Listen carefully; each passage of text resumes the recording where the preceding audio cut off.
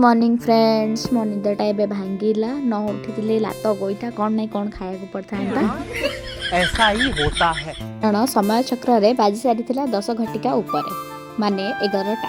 तो जल्दी जल्दी मोर नित्यकर्म तक सबकि सारी मु बाहरी जाइए किसी खाद्यर अनुसंधान में मोहर तो आपण मैंने जापे कौ रेंजर खरा होता तेणु मुझे देखिकी पलि आसली दुर्भाग्यवशतः मो भाग्य ही खराब किसी मिलला ना तेणु आसिकी कष्टे मस्टे दुखरे मु बसी जाइली पखाड़ धरिकिना पखाड़ कंसा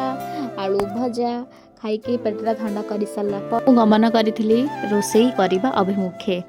तो जाइकी बसी जाइली रोसई घरे कटा बटा सारा पर यही देखिपे कुनी कुनी टमाटर आम बारीर ताको तोलिकी नहीं आसी